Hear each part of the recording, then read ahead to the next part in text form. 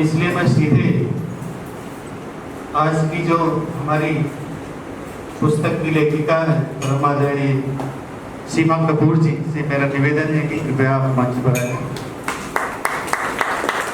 आज के कार्यक्रम की अध्यक्षता स्वसंगम फाउंडेशन के बड़े करीबी सहयोगी आदरणीय दिनेश अस्थाना जी कर रहे हैं। आपसे निवेदन है कि कृपया मंच पर पधारें और उनके साथ अतिथि के रूप में प्रेम जन्मेजय जी, विभा रानी जी और हरि मधुर जी से निवेदन है कि वो कृपया मंच पर आए।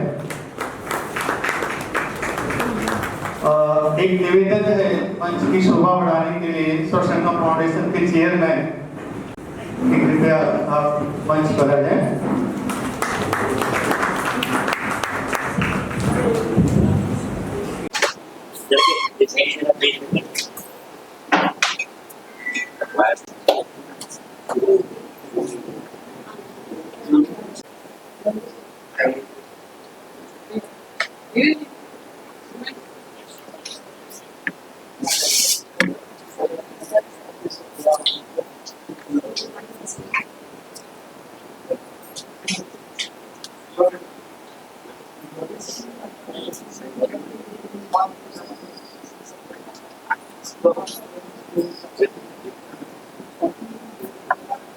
दीप प्रज्वलन का काम संपन्न हुआ।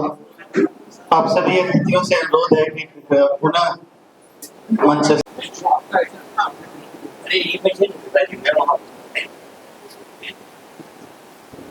एवं जनवादी लेखक संघ के संयोजन में आज हम एक अति महत्वपूर्ण आत्मकथा पर चर्चा करने जा रहे हैं।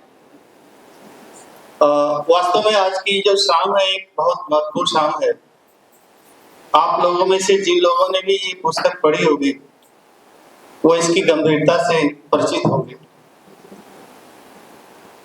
थोड़ा सा मैंने भी पढ़ा है, उस पे हम विद्वानजनों की बातें सुनने के बाद ही कुछ कहने की स्थिति में हो पाएंगे।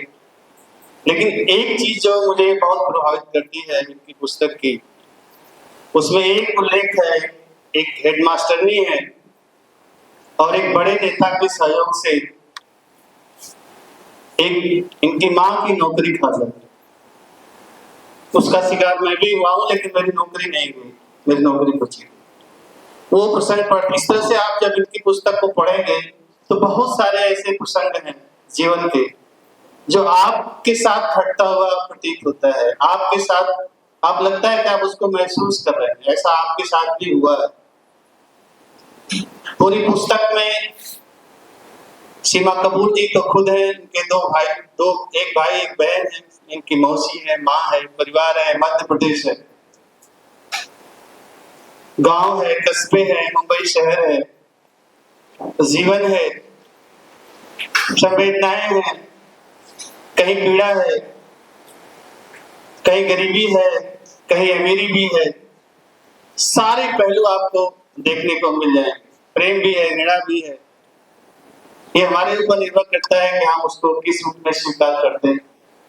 आत्मकथाएं लिखी जानी चाहिए और जिस तरह से लिखी जानी चाहिए, मैं समझता हूँ कि पूरी ईमानदारी के साथ सीमा कपूर जी ने अपने जीवन को हम सबके सामने लाया है। और हर जीवन कुछ कहता है, हर व्यक्ति का जीवन कुछ कहता है, लेकिन अपने जीवन की सभी बातों को साहस के साथ एक पुस्तक में दर्ज करके समाज को सौंपना एक बहुत बड़ी बात होती है और एक बहुत बड़ा काम सीमा कपूर जी ने किया है।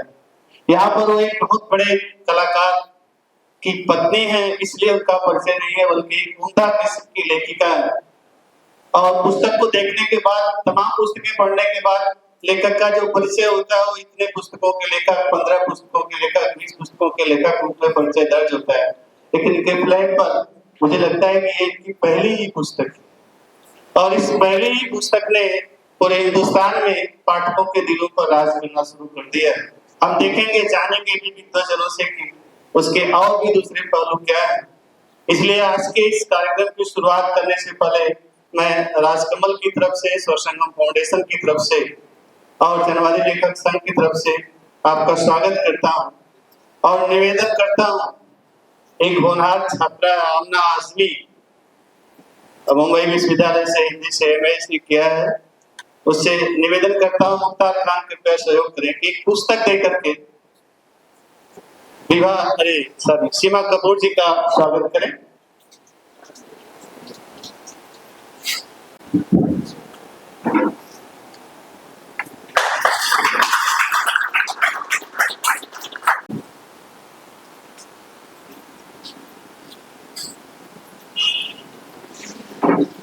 और धीरेन्द्र अस्थाना जी के सम्मान के लिए मैं आदरणीय शैलेश जी से निवेदन करता हूँ। जिसको पुस्तक मिल रही है उसका फोटो थैंक यू। बिल्कुल मैं समझ जनवादी लेखक संघ की तरफ से आपका स्वागत करता हूँ और निवेदन करता हूँ रमन जी से कि एक पुस्तक देकर के उनका सम्मान करें। आदरणीय रमन जी भी स्वसंगम फाउंडेशन के कमेटी मेंबर हैं और आज के आयोजन में बड़ी महत्वपूर्ण भूमिका का निर्वाह कर रहे हैं।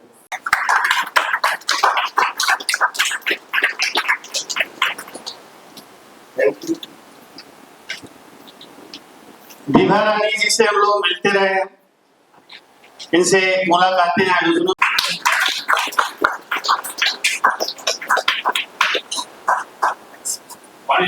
से आवाज देंगे दिल की खिड़की तक आवाज चली जाएगी। इनकी व्यवस्था ये है कि संडे के अलावा रविवार को छोड़कर के बाकी समय में उपलब्ध नहीं हो पाते हैं हम लोग, लेकिन आज ये मिल गए हैं जो आमसी मुंबई नहीं पड़ता। मैं एक बार निवेदन करता हूँ शैलेश जी से फिर से कि हरि मृदुल जी का पुस्तक देकर के उनका सम्मान करें।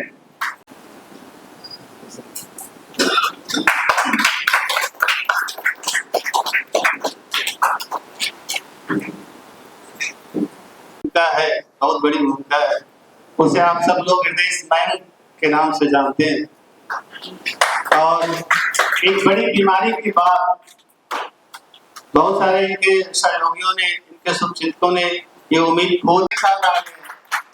एक मिनट भी मैं राकेश जी से मजाक कर रहा था, हमारी कमेटी के मेंबर भी हैं कि देखिए मयंक जी एक मिनट भी न तो चुप रहेंगे, कहाँ किताबें रखी जानी है, किसको चाय नहीं मिल रही है, वो तेल है कि नहीं, बाकी है कि नहीं, दीप प्रज्वलन की प्रक्रिया पूरी नहीं हुई कि नहीं, सारी चीजों पर उनकी नजर रहती है। साहित्यकार भी है, लेखक भी है और एक जमाना था कि 3 अखबारों में वो कॉलम लिखा करते थे। मैं राकेश शर्मा जी से निवेदन करता हूँ, हालांकि दोनों कमेटी के मेंबर है।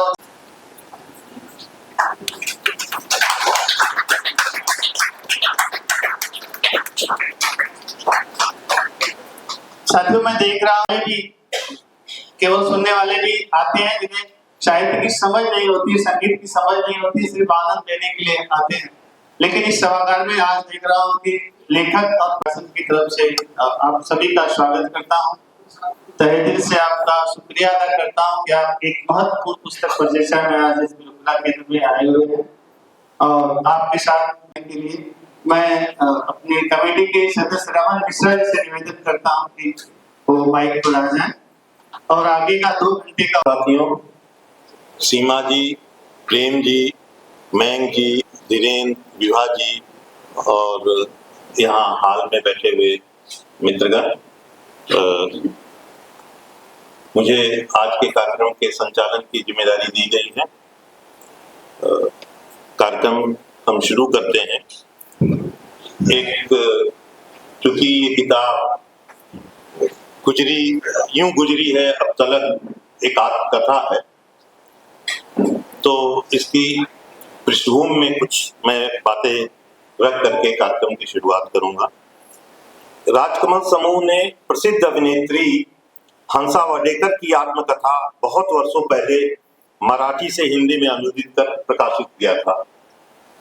आत्मकथा के प्रकाशन के क्षेत्र में यह एक क्रांतिकारी पहल थी, जिस पर बाद में प्रसिद्ध फिल्मकार श्याम बेनेगल ने भूमिका नाम से फिल्म बनाई।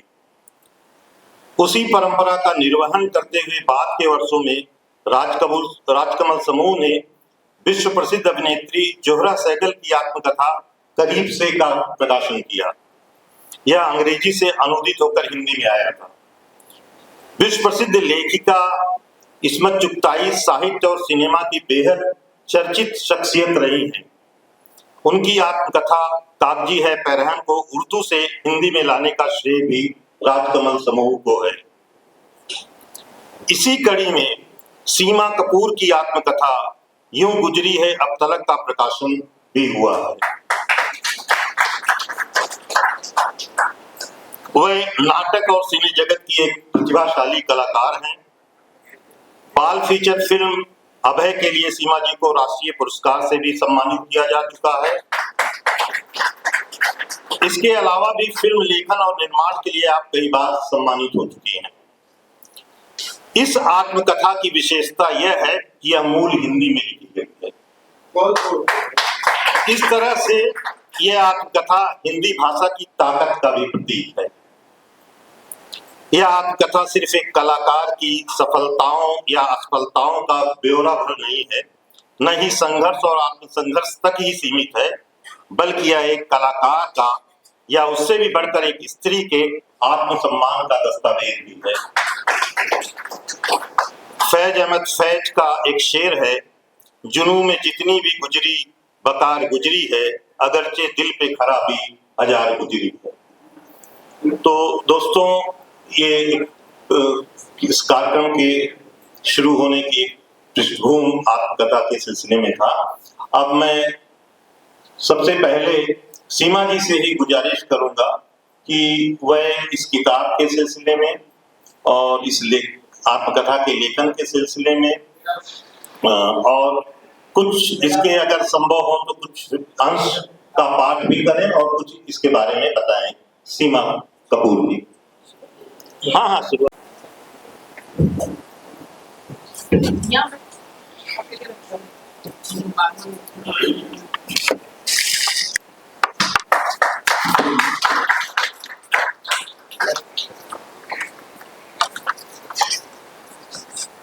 मेरा नमस्कार, अभिवादन। और मंच पर बैठे हुए सभी विद्वजन, रमन जी से शुरुआत, रमन जी, विभा जी, धीरेन जी और प्रेम जी और मयंक जी और संघमित्रा जी। जी हाँ, संघमित्रा, मैं गलत नहीं बोल रहा हूँ, संघमित्रा कपूर उर्फ सीमा कपूर। इसे आप कुंजी समझिए जो मैंने नाम दिया है। हर चीज की डेस्टिनी होती है, मेरे साथ भी ऐसा ही हुआ। राकेश जी से बात हो रही थी तो उन्होंने इस कार्यक्रम के बारे में बताया कि ऐसा ऐसे एक आयोजन कर रहे हैं। मुझे बहुत खुशी हुई। मेरी आज दूसरी ही मुलाकात है सीमा जी से। पहली मुलाकात लंबी हुई है हमारी। इन्होंने फिल्म कबाड़ी निर्देशित की थी। उस समय अनूप जलोटा जी का प्रोडक्शन हाउस था वो। उस समय न केवल सीमा जी से लंबी बात हुई थी, बल्कि ओमपुरी जी से, रंजीत कपूर जी से और अनु कपूर जी से, तमाम जो कलाकार थे उन सबसे बात हुई थी। तो राकेश जी से बात हुई तो चर्चा छिड़ी। मैंने कहा ये तो बहुत ही अच्छी बात है और इत्तेफाक की बात थी कि मैं इस किताब के अपने काम से कुछ पन्ने पढ़ चुका था। 10, 20, 25 पन्ने मैंने पढ़े थे, क्योंकि मुझे रिव्यू भी लिखना होता है। मेरे पास किताब पहले से उपलब्ध थी। तो राकेश जी से कहा कि ये तो बड़ी मैं जितना पढ़ी है मेरी किताब, बहुत अनूठी किताब है और इस तरह से मैं यहाँ इस कार्यक्रम में इस स्वरूप में शामिल हुआ, वरना मैं आपके साथ ही वहां पर बैठा होता। सच बोलो, जैसा अभी रमन जी ने कहा कि हिंदी में लिखी हुई आत्मकथा है। सचमुच जब मूल भाषा में कोई चीज लिखी होती है उसका ताप कुछ अलग ही होता है। और जब मैं इसको भूमिका के बाद जो पढ़ना शुरू किया, बड़ी उल्लेखनीय भूमिका लिखी है। इतना सौष्ठव और इतना सुंदर गद्य है, वो जो मौलिक कृति में ही संभव है, वो अनुदित कृति में असंभव है। तो इतनी अनूठी ये कृति है कि इस बीच कई कृतियां आई हैं, जैसे कि इनकी आई थी अभी नीना गुप्ता जी की आई थी, सच कहूं तो, और तुम्हारी औकात क्या है पीयूष मिश्रा, और यूं गुजरी है अब तलक। और इत्तेफाक से ये तीनों किताबें मैंने पढ़ी हैं श्रेष्ठतम किताब है यो गुजरी है अब तक।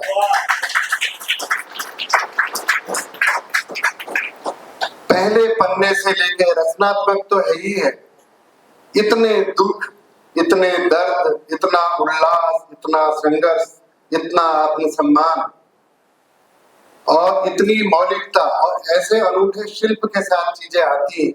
देखिए शिल्प कैसा है, किस मतलब कोई बड़ा रचनाकार ही उस शिल्प को साध सकता है। शुरुआत होती है जिसमें ये अपनी मौसी के यहाँ से बुलावा आ रहा है और मौसी आखिरी वक्त में है और इनके बड़े भाई ये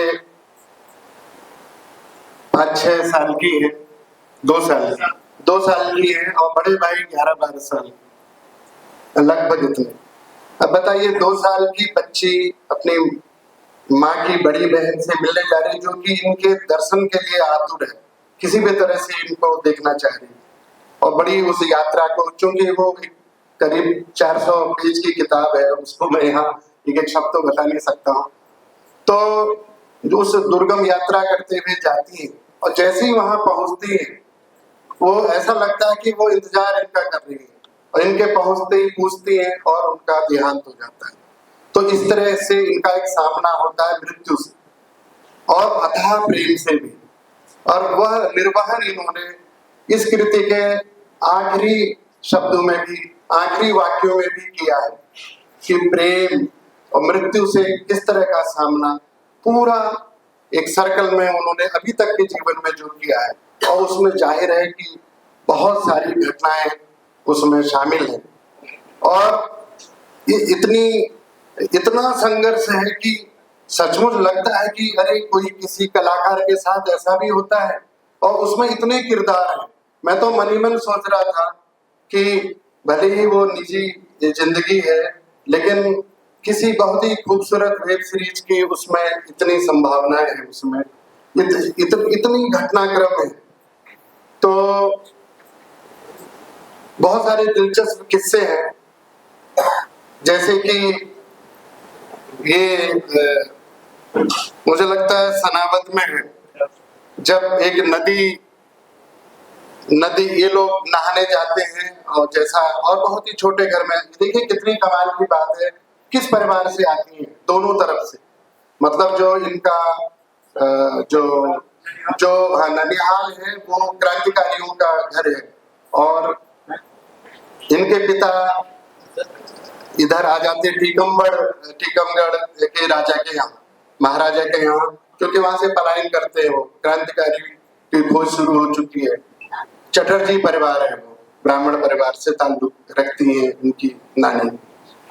तो वहाँ महाराजा के शरण मिलती है, पिता सरोद बहुत अच्छी बजाते हैं और उसी समय इनकी माँ की मित्रता राजकुमारी से हो जाती है और इनका फिर काफी बहुत खूबसूरत है माँ कमल।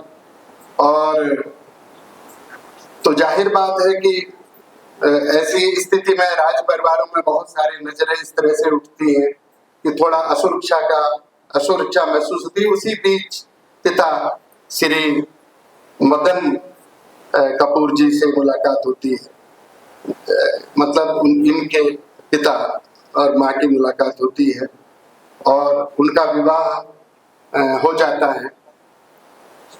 इधर उनके मदन जी के जो परिवार है वो लाहौर के पास एक जगह है भेरू, वहां से ताल्लुक रखते हैं और इतना संपन्न परिवार है वो कि इनके दादाजी उस समय डॉक्टर और कर्नल होते हैं वो सेना में। तो मैं ये इसलिए बता रहा हूँ कि इतने संपन्न परिवार से वो आती है और यहाँ इतना विकट संघर्ष होता है कि खाने के लाले पड़ जाते हैं और जो बरसों तक रहते हैं। और उस बीच ये मैं बताना थोड़ा भूल गया हूँ कि पिता विद्रोह अपने घर से कर लेते हैं मदन कपूर जी, और वो एक कंपनी, नाट्य कंपनी खोल लेते हैं पारसी थिएटर की, और जो शुरू में इतना पैसा बरसाता है कि इतने रुपए कमाई होती है कि बिस्तर के नीचे वो रखते हैं सोते समय कि कोई चोर न ले जाए, और बाकी जो छुट्टे पैसे हैं उनको तो रोज भिखारियों को वो लोग वो दे देते हैं। मतलब इतना संपन्न परिवार है। और उसके बाद फिर ऐसी दैन्यता आती है कि वो कल्पनातीत है। मैं आप यकीन नहीं करेंगे, मैंने ये कृति फिर चूंकि मैंने कुछ पन्ने जैसे बताया पढ़े थे और जब मुझे फिर बोलना था तो मैंने पूरी पिछले 7 दिन मैंने वही पढ़ता रहा। आप यकीन नहीं करेंगे वो 7 दिनों में कम से कम 7 बार तो मैं रोया हूँ। इतना दर्द है उसके उस कृति में, इतना दर्द है, इतनी स्थितियां हैं, इतनी विकट स्थितियां हैं। कई बार आप रोते हैं, कई बार आपकी आंखें नम हो जाती हैं। और हास्य भी उतना ही है। सीमा जी की लेखनी है कि इन्होंने मतलब अपने ऊपर भी तंज किया है, अपने को बख्शा नहीं इन्होंने, अपने ऊपर भी व्यंग करते हुए चलती है। कुछ दिलचस्प बातें हैं कि नदी में नहाने गई हुई है वो अपने भाई के साथ। हाँ, तो वहां से कुछ नारियल बह के आते हैं और वो नारियल मिलते हैं तो फोड़ के खाती हैं। वो लगभग रोज का सिलसिला है। एक दिन एक कपड़ा मिलता लाल सा बढ़िया सा, तो उन्होंने कहा कि इसको सिला के हम कुछ कपड़े वगैरह बनाएंगे। बाद में माँ को पता चलता है कि वो मुर्दे, वो शमशान घाट है, वहां से वो मुर्दों के लिए समर्पित नारियल है जिसको रोज ये प्रसाद की तरह ग्रहण करती है।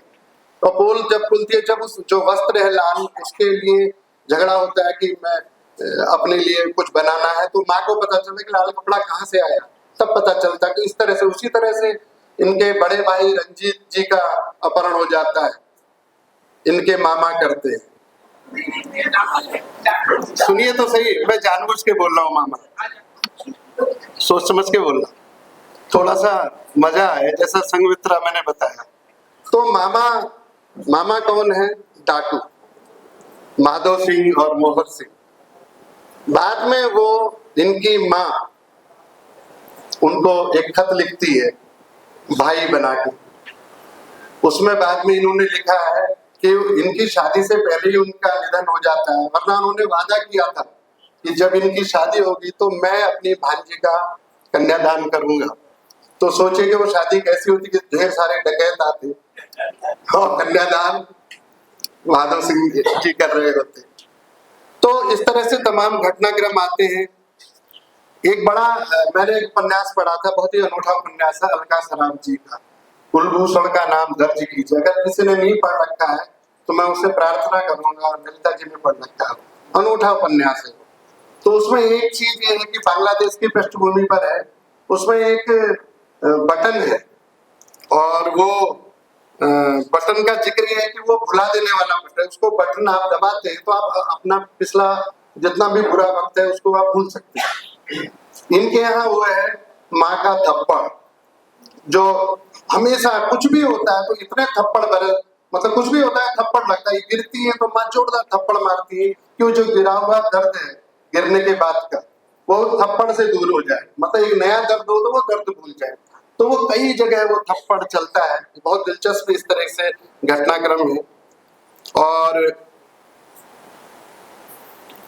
इतना बड़ा है कि मुंह बोले भाई बनते हैं और वो जीवन भर निर्वाह फरहद साहब करते हैं।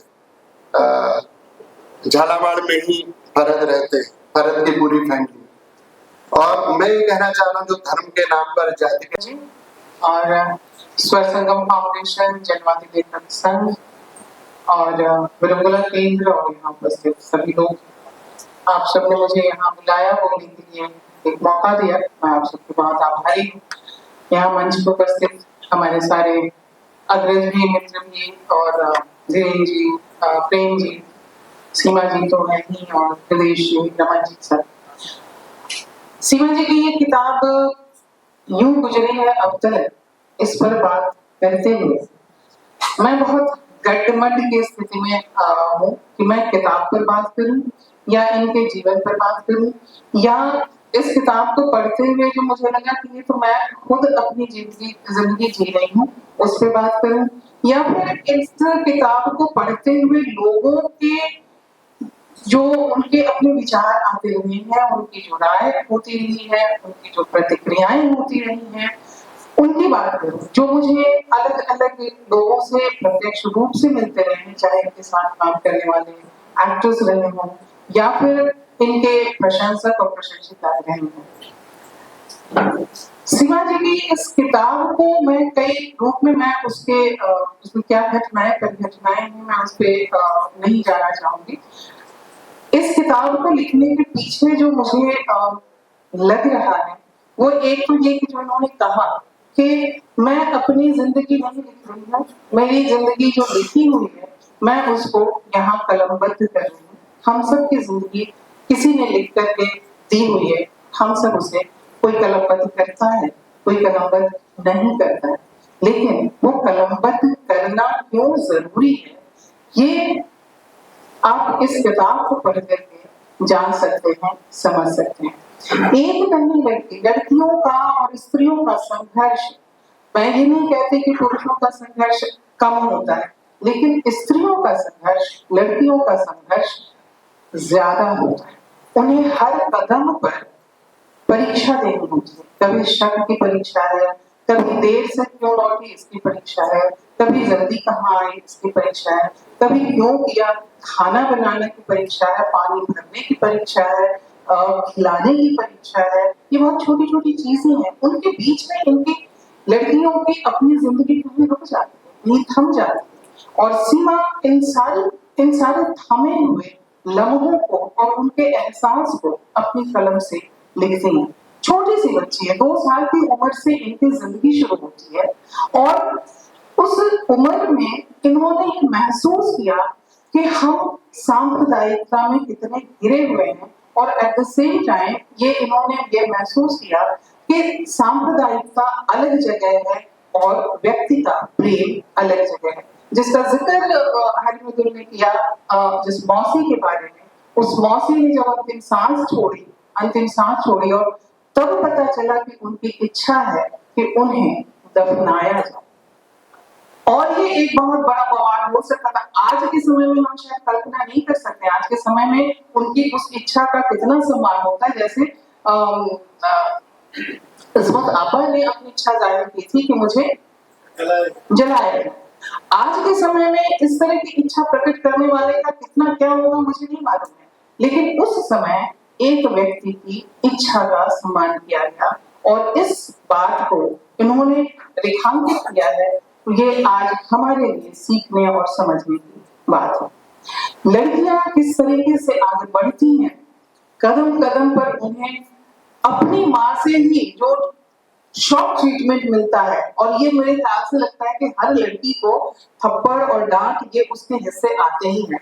देर से क्यों आई, उससे क्यों बात की, वहां क्यों गई, खिड़की के पास खड़ी क्यों हुई, दरवाजे के पास क्यों खड़ी हुई, इस तरह के तमाम बंदिशें और तमाम बंधन उनके पास होते हैं। सीमा इनसे अछूती नहीं है और एक दो परिवार, दो अत्यंत समृद्ध शिक्षा के रूप में भी, संपत्ति के रूप में भी, उन दो परिवारों से निकलकर आई हुई दो विभूतियां, दो पर्सनैलिटीज जब एक होती हैं और उनकी अपनी जिंदगी शुरू होती है। विरोध हमारे यहाँ उत्तर भारत में थिएटर, फिल्म, रंगमंच, कलात्मकता को लेकर के अभी भी विरोध है, उस समय भी विरोध था। एक डिफेंस के व्यक्ति से, एक डिफेंस के परिवार से निकल करके पिता आते हैं और अपनी थिएटर कंपनी की स्थापना करते हैं। मैंने आज तक थिएटर देखा नहीं था, मैं बहुत छोटी थी, लड़कियां फिर से कि आप थिएटर किसी भी इस तरह के मेले ठेले और इस तरह की थिएटर कंपनी में, पता नहीं मुझे कि आप लोगों में से कितनों ने देखा होगा वो थिएटर कंपनी, मुझे लेकिन देखने का सौभाग्य मिला था। मेरे शहर मधुबनी में एक बार एक थिएटर कंपनी आई थी और जब उस थिएटर कंपनी को मैंने देखा और बाद ही मेरा जब सीमा जी से परिचय हुआ तो मैं उसको रिलेट कर सकी कि हाँ ये इस तरह से थिएटर कंपनी होती होगी कि जहाँ पूरा का पूरा एक नाटक आता है, सारे कलाकार हैं उसमें। मैंने देखा तो सारे कलाकार रात भर काम करते हैं और सुबह में वो सब सोते हैं और पूरा मोहल्ला उन कलाकारों को, खास करके महिला कलाकारों को देखने के लिए उत्सुक है। और सिर्फ उत्सुक नहीं है, उनकी मंशा और भी कुछ रहती है और लड़कियों को बनानी है कि तुम नहीं जाओगे थिएटर देखने के लिए, तुम नहीं जाओगे वो नौटंकी देखने के लिए। और हम लोग किस तरीके से कि बगल में एक हमारी मोहल्ले की चाची थी, उनकी झोपड़ी थी, तो हम लोग उसके बीच में घुस करके किसी तरीके से देखा था। तो उस तरीके से एक उस थिएटर कंपनी को देखने का सौभाग्य मैं कह सकती हूँ, तो जो जिसके कारण आज मैं सीमा के पूरे परिवार का जो थिएटर का जो बैकग्राउंड है, उस बैकग्राउंड को मैं देख और समझ पा रही हूँ, और जिसका असर जाहिर है कि न केवल इनके ऊपर बल्कि इनके बड़े भाई रणजीत कपूर के ऊपर, अनु कपूर के ऊपर, जो छोटे भाई हैं नोनी के ऊपर, और खुद इनके ऊपर, इनकी भतीजी है रूषा कपूर, उनके ऊपर, ये तमाम जो है एक पूरी की पूरी लेगेसी बनी है, और उस पूरी लेगेसी के साथ ये यूं गुजरी है अब तक को ये रेखांकित करती है। सीमा ने 2-3 चीजें हैं जो बड़ी बेबाकी से लिखा है। एक तो लिखा है इन्होंने अपने प्रेम प्रसंग, लड़कियों के लिए, आदमियों के लिए अपने प्रेम प्रसंग लिखना बड़ा आसान है, बल्कि वो तो बहादुरी का उसको समझते हैं, क्या भाई मेरे तो 5 पास थे, मेरे तो ये इतिहास गवाह है, 3 रानियां हैं, इतनी हजार रानियां पटरानियां सब है, हमारा मिथक भी गवाह है। लेकिन वैसे में सीमा अपने प्रेम प्रसंग के बारे में लिखती हैं, लेकिन उस प्रेम प्रसंग में इतना रुमानीपन है, इतनी निर्मलता है, चाहे वो इन्होंने नाम दिया है विधु विनोद चोपड़ा के साथ के उनके अपने एक पर्टिकुलर समय के बाद जो है एक वो स्नेह कहते, प्रेम कहते वो आया, या इनका एक किसी आर्मी के डिफेंस के एक लड़के से प्रेम होता है, और वहां पे चीजों की प्रैक्टिकलिटी और चीजों की का वर्णन, बातों का वर्णन, कैसे इनकी साहित्यिकता और किस तरीके से भाषा के रूप में वो निकलती है।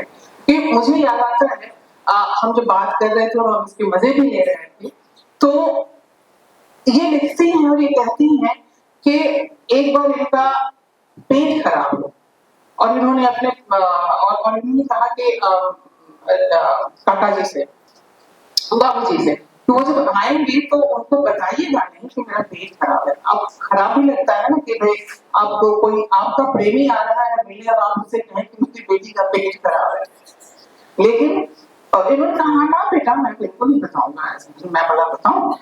और जब वो इनका वर्णन देखे कि जब वो जाने लगते हैं तो कहते हैं उनके कान के पास वो अपना मुंह लेके जाते हैं, इनको लगता है कि अच्छा प्रेम का तो अब प्रस्फुटन हो रहा है, शायद कुछ रोमांटिक बातें होंगी, शायद वो हमें चूमेंगे, शायद वो हमारे कान के लबों को सहलाएंगे, शायद वो हमारे बाल को सहलाएंगे, कुछ इस तरह की कोमल अनुभूति होती है। और उसके बीच में वो कान में कहते हैं, मुझे दवा का नाम याद नहीं आ रहा है, एट्रोपाइपर, वो खा लीजिएगा।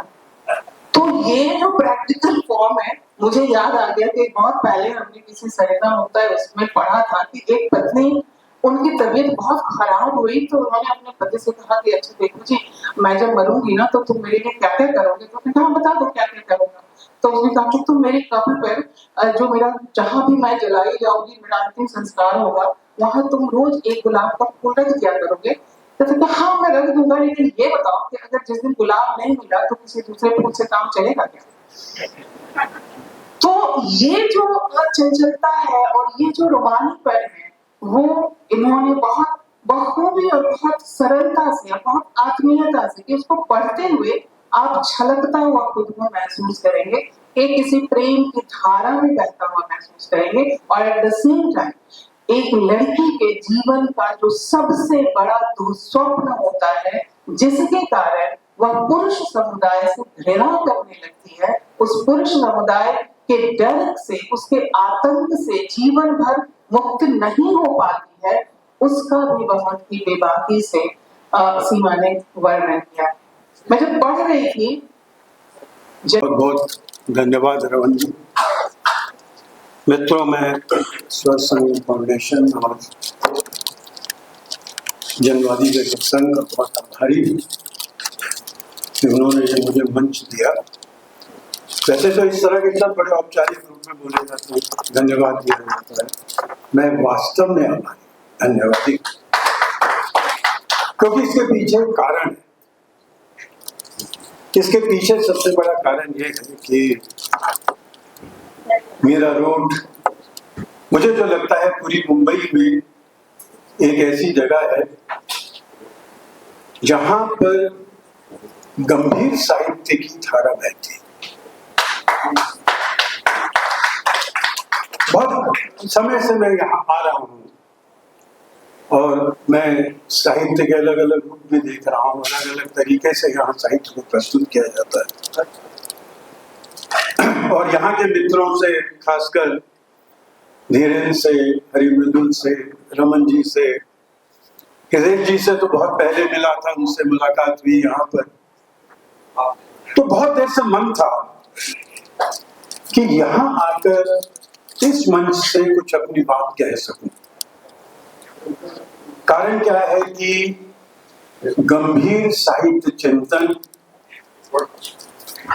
उस पर गंभीरता से बात बहुत कम मिलती है। साहित्य की मार्केटिंग बहुत हो रही है, वो बहुत, यहाँ वो नहीं, यहाँ वो नहीं है कि इस तरह से वहां वास्तव में। देखिए, सीमा जी की जो किताब जिस पर आप चर्चा कर रहे हैं, इस किताब का लोकार्पण हो गया, फिर महसूस हुआ कि इस पर और बात होनी चाहिए। पर मैं एक बात स्पष्ट कर दूं, सीमा जी, मैं आपका अपराधी हूं, क्योंकि एक अनपढ़ व्यक्ति से आप अपनी किताब के बारे में सुनेंगे। अनपढ़ इस अर्थ में कि मैंने किताब पढ़ी नहीं। कारण क्या है? धीरेन्द्र को पता है कि मैं यहाँ मुंबई आता हूँ इन दिनों, तो धीरेन्द्र का फोन आया कि प्रेम, इस बार 24 को एक समय बहुत महत्वपूर्ण कार्यक्रम होना है, बहुत अच्छी बातचीत करनी। तो मुझे एक मौका मिल रहा था, तो मैंने एकदम तत्काल हाँ कह दी कि धीरेन्द्र मैं जरूर आऊंगा। फिर पता चला कि सीमा जी की किताब पर बात है। मैंने कहा वो किताब पता लग जाए MLA में कौन। पर बीच में मेरी व्यस्तताएं, धीरेन्द्र की व्यस्तताएं रही।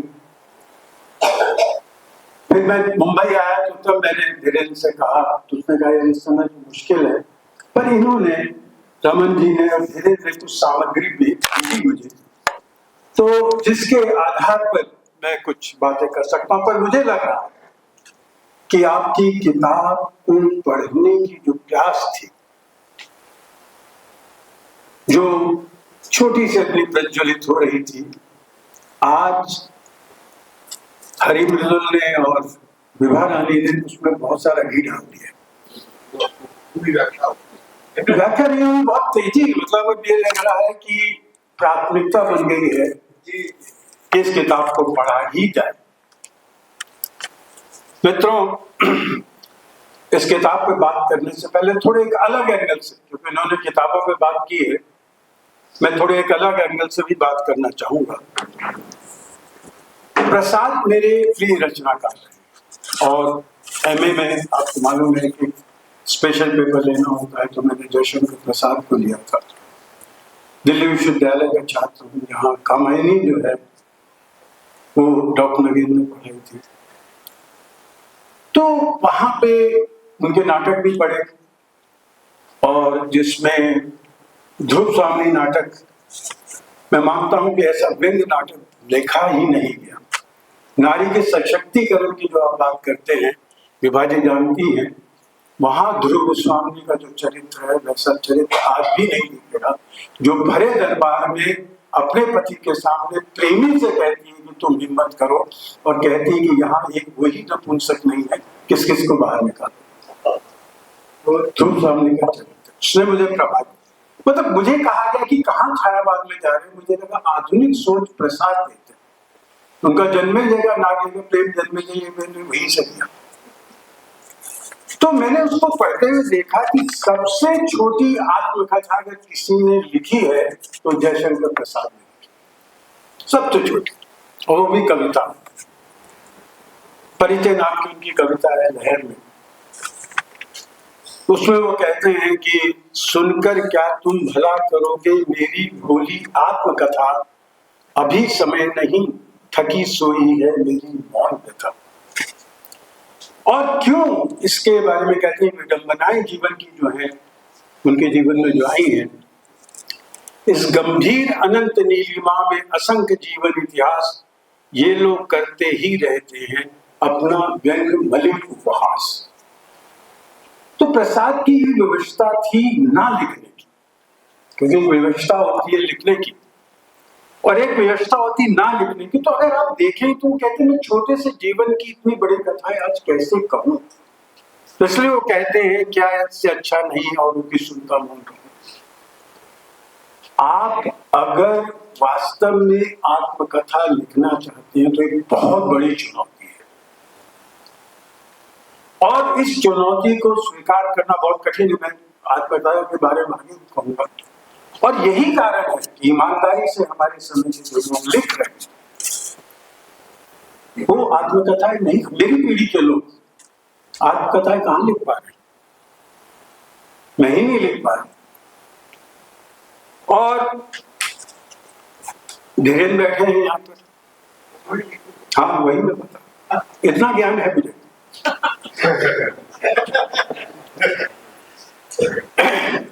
और मुझे बहुत अच्छा लगा जनवादी लेखक संगम का कि आपने ऐसे व्यक्ति को अध्यक्ष बनाया जिसने आत्मकथा लिखी है, जो आत्मकथा की बारीकियों को जानता है और कैसे लिखी जाती है इसको भी वो साझा कर सकता है। देव ने लिखा कि जिंदगी का मैंने क्या लिखा क्या, जिंदगी का मैंने क्या किया। हाँ, जिंदगी का मैंने क्या किया, उसने, मैंने भी जिंदगी का क्या किया, मैंने उसको लिखा नहीं, इसने लिख दिया। और इस पर अगर मैं डूब कर कहना चाहूंगा तो बहुत कुछ छूट जाएगा जो अपनी बातें मैं कहना चाहता हूं, क्योंकि इसमें से आप धीरेन्द्र के समय में धीरेन्द्र ने बहुत उतार चढ़ाव देखे, बहुत सारे लोगों को देखा है, बहुत सारे चेहरे देखे हैं, उनके पीछे क्या क्या छुपा हुआ था उसको वर्णित किया है। एक मजेदार उसने बात इसमें कही है कि किस तरह से आप जानते हैं पति पत्नी दोनों लोग लिखते हैं, पति पत्नी अगर कलाकार एक साथ हो तो कैसा हो। उसने शायद राजेंद्र यादव और मन्नू भंडारी और उन लोगों को लेके कहा कि पति पत्नी दोनों को रचनाकार नहीं होना चाहिए, कि रेणु की पत्नी नर्स थी और लेखक की पत्नी के लिए नर्स होना बहुत जरूरी है, ये वो उसमें कहते हैं। तो और मतलब धीरेन्द्र, आज पता नहीं आप इसके अतीत को जानती हैं कि ये किताब पर 600 लोग आए थे उस विमोचन लोकार्पण पे बात करने के। बहुत बड़ा इतिहास। आजकल तो ऐसा लगता है कि धीरे धीरे दर्शक गंजे हो गए जाते रहे, बाल गायब हो रहे, मिलते नहीं। मित्रों, मुझे लगता है कि आत्मकथा लिखने के अपने कारण और अपने कोण हैं, एंगल्स अलग अलग हैं, अपने अपने टूल्स हैं, अलग अलग तरह से, अलग अलग विधा, अलग अलग अपनी परिवेश में या अलग अलग जो काम कर रहे हैं उसके हिसाब से लिखा जाता है। अब जिस कारण से महात्मा गांधी ने आत्मकथा लिखी उस कारण से चार्ली चैपलिन ने नहीं लिखी। महात्मा गांधी की आत्मकथा का ट्रीटमेंट अलग है, चार्ली चैपलिन की आत्मकथा का ट्रीटमेंट अलग है। चार्ली चैपलिन का जो परिवेश था वो महात्मा गांधी का परिवेश नहीं था। गांधी जी की आत्मकथा और आत्मकथाओं से इस मामले में अलग है कि आमतौर पर आप देखते हैं हम आत्मकथाओं में आत्म प्रशंसा, जिसकी बात अभी हरि मृदुल ने भी की थी, आत्म प्रशंसा होती है, या जिसको परसाई ने एक बार कहा था, उनसे कहा गया कि आप मुक्ति बोध पर संस्मरण लिखें, तो वह संस्मरण लिखूंगा, पर खतरा ये है कि उनके बहाने अपने आप को प्रोजेक्ट ना बने, ये होता है। अध्यक्ष महोदय, एक बार मैं आपको कहता हूं कि आप अध्यक्ष हैं, माना कि आप साहित्य गोष्ठी के अध्यक्ष हैं, लोकसभा के अध्यक्ष नहीं है, तो बीच में टोक देता है कि आपका समय हो गया, पर आप मुझे टोक सकते हैं जब भी आपको लगे कि अपनी बात खत्म करें तो 2 मिनट में कर रिकॉर्ड में भी जाएगा जी, हाँ रिकॉर्ड में भी जाएगा। उसके लिए रमन जी को बताया। तो गांधी जी की जो आत्मकथा है, जिसको मैं कह रहा हूं कि और आत्मकथाओं से भिन्न है, कि इसमें वो सत्य के प्रयोग करते हैं और अपनी आलोचना करते हैं कि मैं कहां कहां खेल रहा, मैं ज्यादा उन पे नहीं जानता। अब चार्ली चैपलिन का अगर आप देखें, चार्ली चैपलिन का एक वाक्य मुझे बड़ा अच्छा लगता है और मैं व्यंग में भी देखता हूं, हास्य व्यंग की जब बात करते हैं। उन्होंने कहा कि जिंदगी नजदीक से देखने में त्रासदी लगती है और दूर से देखने में कॉमेडी। ऐसे ही अगर आप सही व्यंग्य देखें तो पास से महसूस करेंगे वो त्रासक लगेगा, दूर से देखेंगे तो आपको लगेगा कॉमेडी चल रही है। चार्ली चैपलिन का जीवन आप जानते हैं, वही था। मुझे लगता है कि जो चार्ली चैपलिन ने कहा, सीमा जी भी जो मुझे सामग्री मिली उसके आधार पर मैं कह रहा हूं, सीमा जी का भी लगभग परिवेश वही है, वही कोण है, वही ट्रीटमेंट होगा, क्योंकि उन्होंने अपनी भूमिका में लिखा है इस संसार में ऑर्डिनरी यानी साधारण होना अनेक विडंबनाओं, अनेक दुखों का कारण है। फिर सोचिए अति साधारण जीवन कैसा होगा। ये सीमा जी कब कह रही है, देख के पीछे को, अतीत को देख के, जब वो सारी जगह को देख भी चुके, पूरी जिंदगी झंझावातों से लड़ते बीत जाएगी। ऐसे ही अति साधारण जीवन जिसे मैंने करीब से देखा और जाना है, वो मेरा है। तो ये वाक्य, ये शब्द जो है कि वो मेरा है, जो किस तरह से लगा उन सारी चीजों, जब तक कोई किसी चीज से आप आत्मसात नहीं करते हैं तब तक आप ईमानदार नहीं हो सकते। मैं इसे कलमबद्ध क्यों कर रही हूं? क्योंकि मेरे साथ जुड़ी है समाज के उपेक्षित और वंचित कुछ स्त्री पुरुषों के साधारण जीवन की कहानियां, जिन्हें मैंने अपने बाबूजी के नाटक कंपनी में देखा और जाना कि वह साधारण जिंदगियां दुर्लभ और नायाब थी। अब वही चार्ली चैपलिन का दृष्टिकोण कि आप दूर से देख रहे हैं सारा ग्लैमर, सीमा जी ये है, सीमा जी वो है, सीमा जी ने बहुत सारी फिल्में लिखी हैं जिन्होंने ये सब ग्लैमर तो सारा दिखता है, पर सीमा जी की दृष्टि कहाँ जा रही, उस वंचित के तरफ, और यही इनके जीवन का आधार है, यही से आगे बढ़े। इसी कारण से इनकी बार बार, जिसका विभा रानी में चाह रहा था कि बोलती रहे, मैं सुनता रहा, मुझे लगे कि कुछ किताब मैंने पढ़ ली, बार बार जिक्र करती है, सिर्फ एक ही जगह नहीं है। और ये आधार जिस व्यक्ति के पास होता है वही अपने लेखक के प्रति ईमानदार हो पाता है। और मैं कह सकता हूँ सुनने के बाद मुझे मालूम हुआ है कि हरि बुद्धल और विभा रानी झूठ नहीं बोल रही कि ये ईमानदारी से लिखी हुई अपनी कथा है। और दूसरा क्या होता है कि अतीत और वर्तमान जब भिन्न पटरियों पर चलते हैं मित्रों, तभी वो विडंबना का निर्माण होता है, जिसके प्रसाद ने वर्णन किया है। वो दो पटरियां अलग अलग है, तो विडंबनाएं जो है उनके जीवन का एक अतीत है और एक वर्तमान है।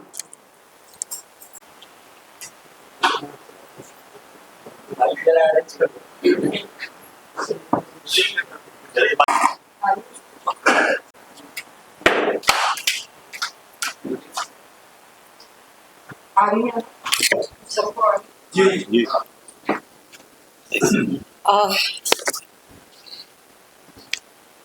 आप सभी का धन्यवाद कि आप इस किताब की वजह से यहाँ आए हैं। आप थोड़ा सा थोड़ा ऊपर हाँ ठीक वहाँ बोलिए है बस नीचे नीचे आप ठीक है, आप ठीक है।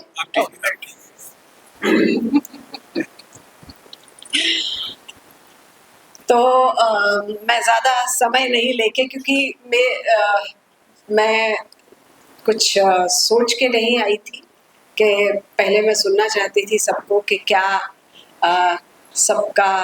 सबकी राय है किताब के बारे में।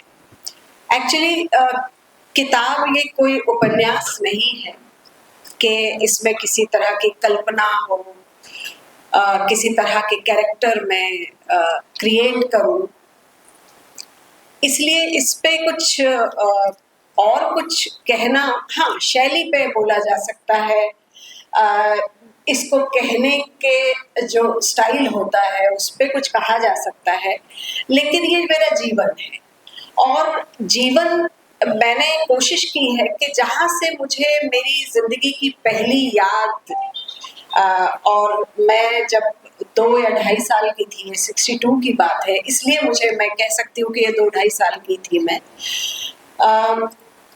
क्योंकि हम लोगों का जो पूरा जीवन रहा है वो यायावर जिंदगी रही है।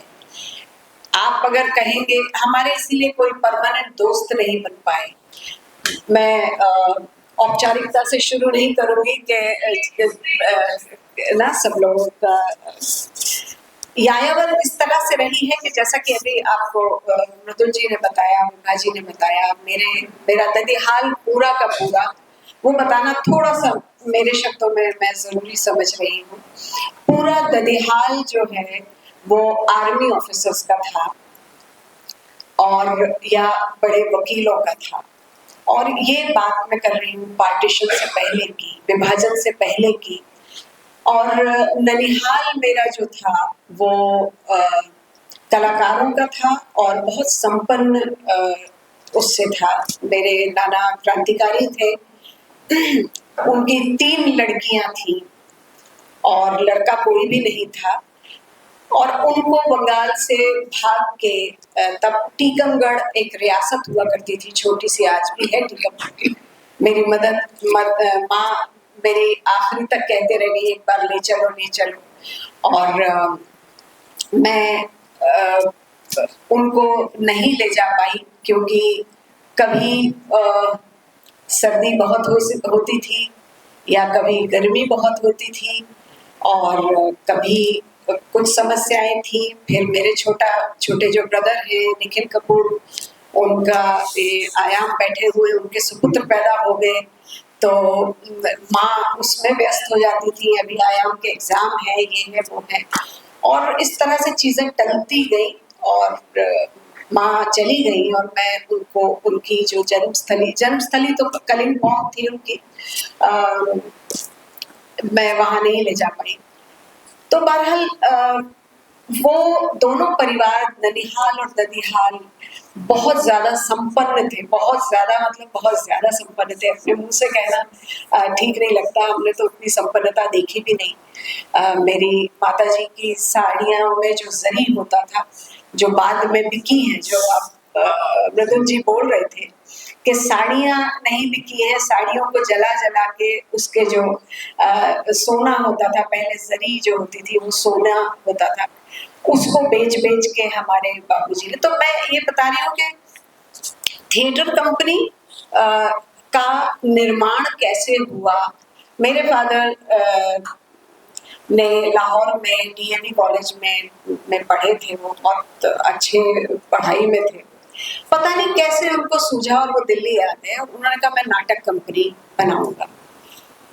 नॉर्थ में या कहीं भी उस समय नाटक कंपनियां और नाचना गाना फिल्मों में, आपको मालूम ही है फिल्मों में पहले अच्छे कहते थे अच्छे घरों की लड़कियां नहीं जाती हैं हीरोइन बनने।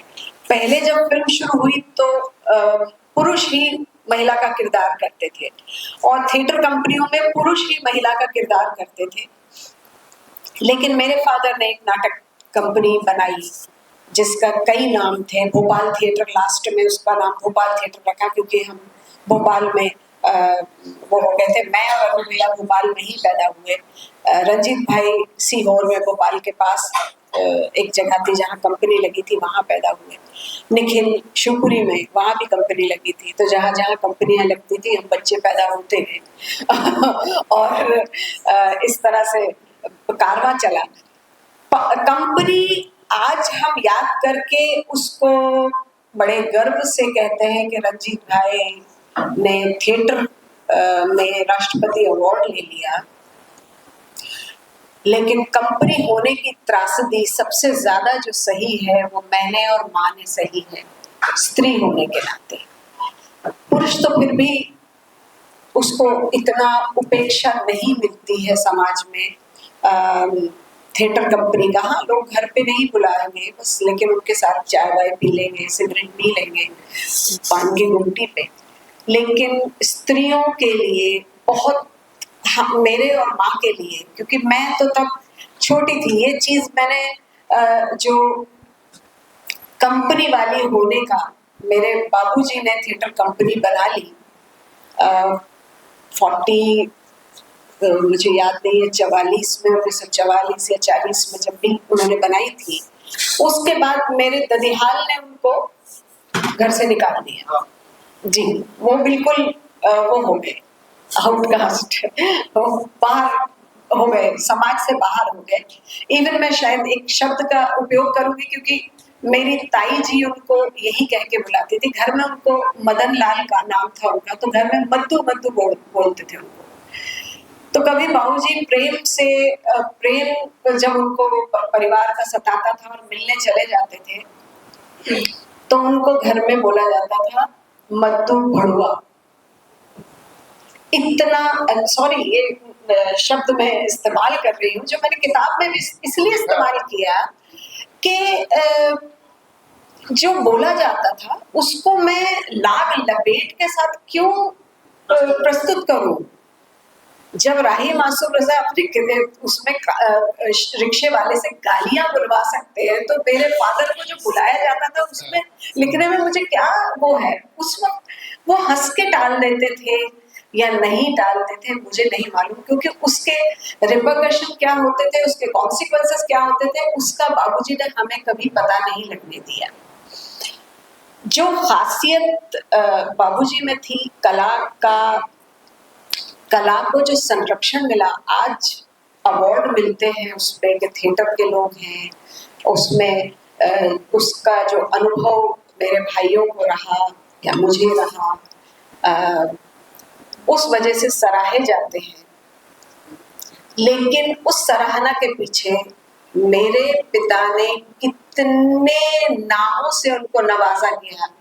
जो इतने संपन्न परिवार के, खुद डॉक्टर, उन्होंने 2 साल वेटरनरी डॉक्टर की ट्रेनिंग ली, इतने पढ़े लिखे परिवार से थे और उनको ये बताया जाता था कि औरतें नचवाता है, क्योंकि मेरे फादर की कंपनी में उन्होंने महिलाओं को भी कलाकार रखा था, जो ट्रेंड तोड़ने वाला एक वो था जी। और वो कलाकार जो महिला कलाकार होती थी, मैंने कभी उस कंपनी में, जैसा कि अभी विभा जी ने बताया कि मेरे जो मैं जब फिल्म डायरेक्ट करती हूँ या सीरियल डायरेक्ट करती हूँ तो जो एटमॉस्फेयर है वो विभा जी मेरा क्रिएट किया हुआ नहीं है। ये मैं बाबूजी की कंपनी को जो देखती थी कि इतना होने पर भी कि महिलाओं को वहाँ के जो कलाकार होती थी, जो डांसर्स होती थी, उनको डांसर बोला जाता था और पुरुष कलाकार को कलाकार बोला जाता था, जबकि एक्टिंग वो भी कर रही होती थी। अगर लैला मजनू प्ले हो रहा है तो मजनू भी पुरुष बन रहा है और लैला स्त्री बन रही है, लेकिन वहां पे भी देखिए महिला होने का खामियाजा सिर्फ उसको नहीं भुगतना पड़ता है समाज में। हमारे फादर ने एक छोटा सा समाज, एक छोटी सी दुनिया, वो जो 250-300 लोगों की थी, वो बना ली थी एक टेंट, और जो कनात होती थी चारों तरफ, उसके अंदर टेंट होते थे, उसी के अंदर स्टेज होता था, उसी के अंदर कलाकार रहते थे।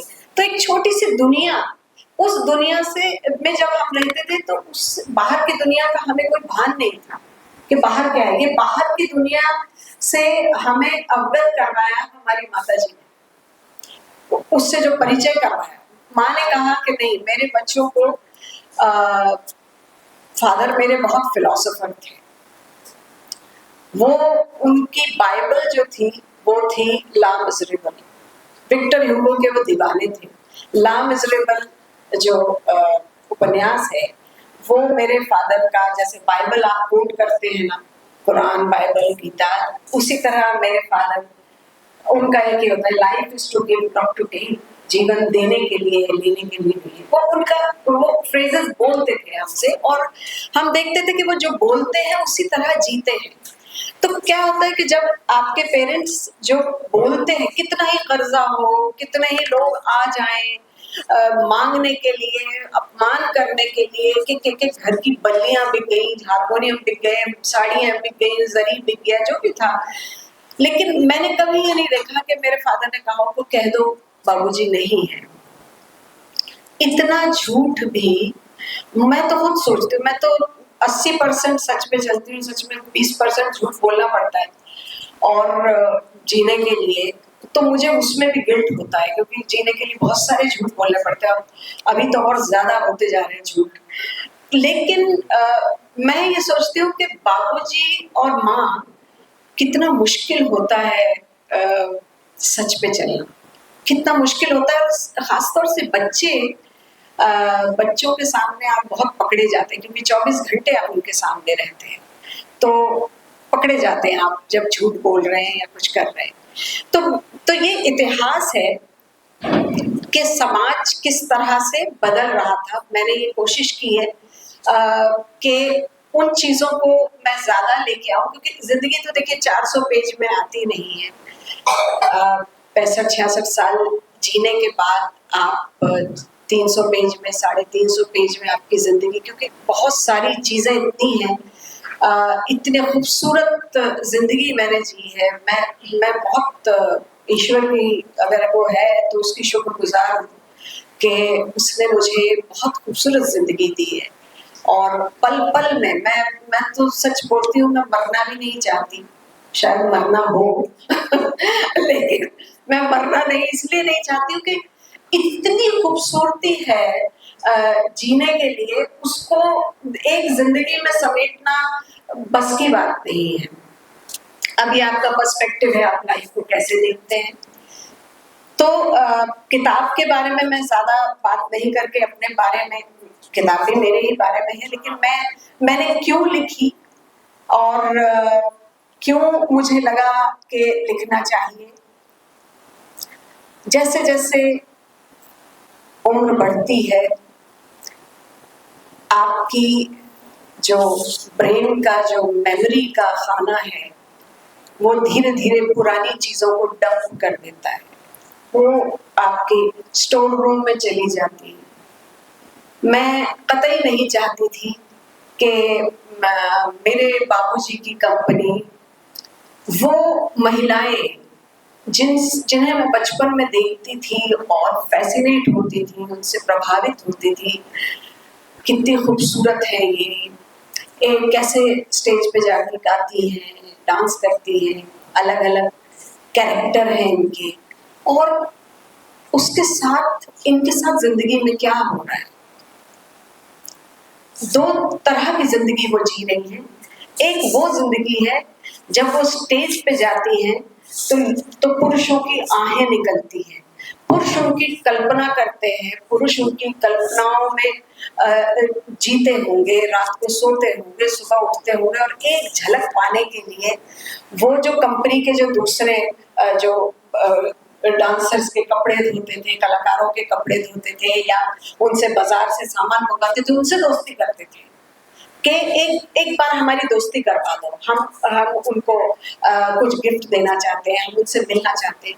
तो वो जो आज आप फिल्मी हीरोइंस को जो देखते हैं सब, और उनके लिए सोचते हैं कि ये क्या पहनती होगी, घर में कैसे रहती होगी, और जैसे हम भी बचपन में फिल्मी कलाकारों को देखते थे, क्या खाती होगी, कौन से लक्स साबुन का ऐड देखते थे, लक्स हम भी लेके आते थे कि वो ना हेमा मालिनी लगाती होगी, मीना कुमारी लगाती होगी, हम भी लगाते।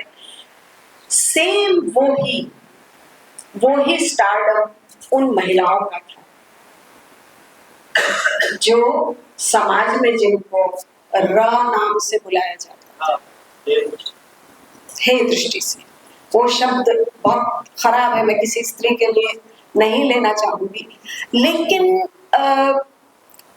उन महिलाओं को जो किसी के स्वप्न होती थी, जिनको देखने के लिए टिकट खरीद के लोग आते थे, रोज आते थे, सर्दियां हो तो कंबल और रजाई लेके आते थे कि बैठ के 3 बजे तक शो होता है।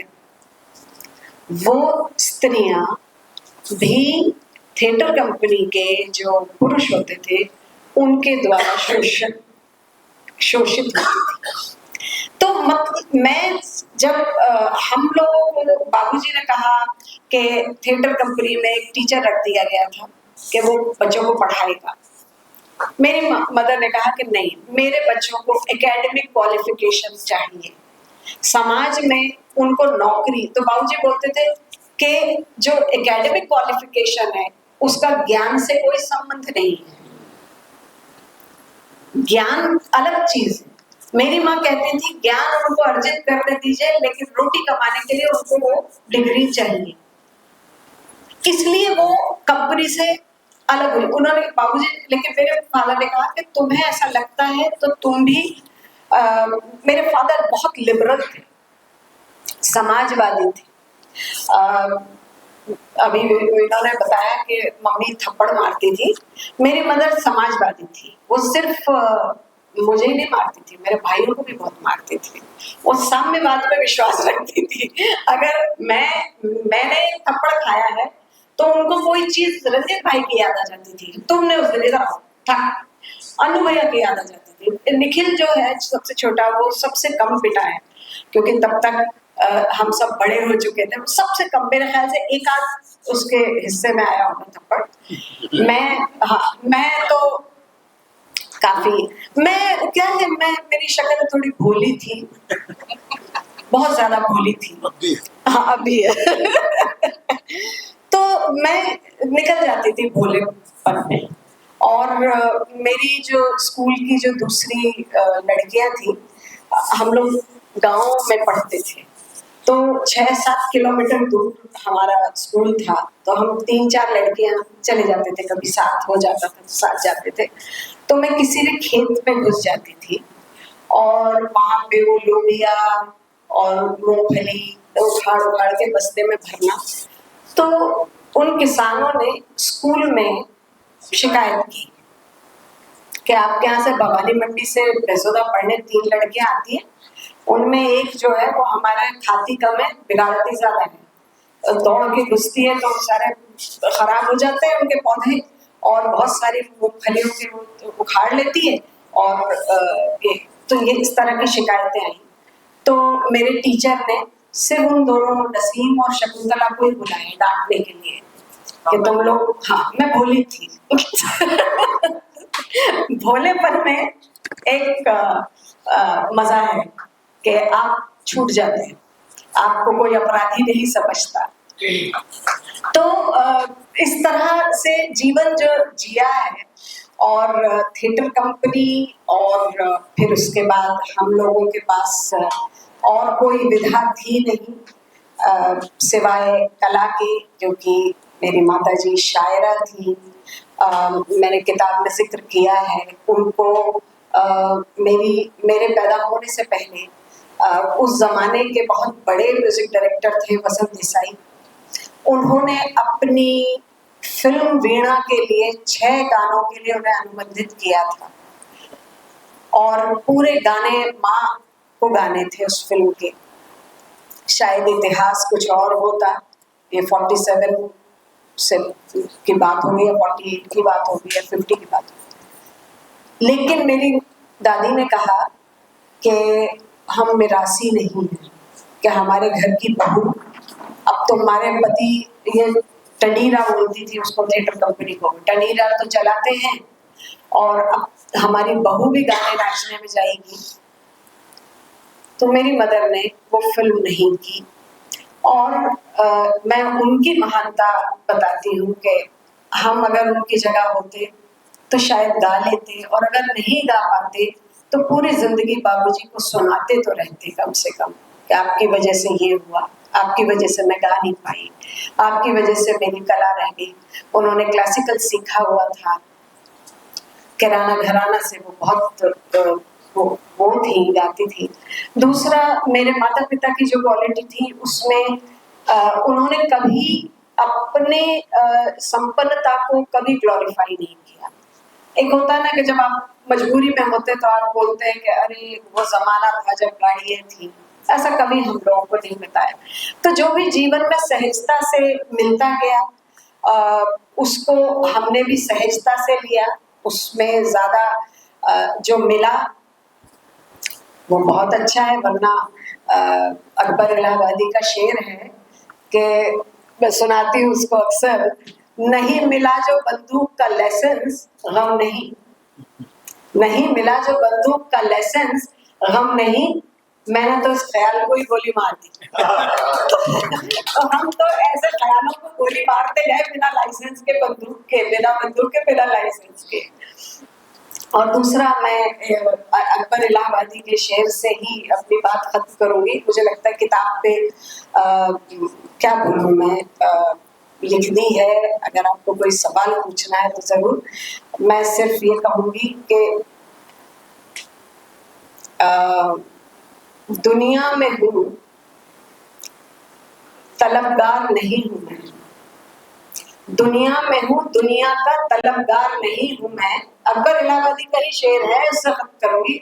दुनिया में हूँ, दुनिया का तलबगार नहीं हूं मैं। बाजार से गुजरा हूँ, खरीदार नहीं हूं मैं। शुक्रिया।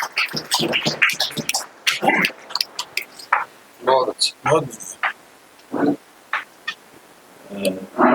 मन हो रहा था जिस तरह से सीमा जी कल्पना कर रहा था कि जो थिएटर है या सिनेमा है, उसमें एक लिखी हुई स्क्रिप्ट होती है और उस लिखी हुई स्क्रिप्ट पे कलाकारों को सुनाया जाता है, उनसे अनुबंध होता है, फिर वो अभिनय आदि करते हैं।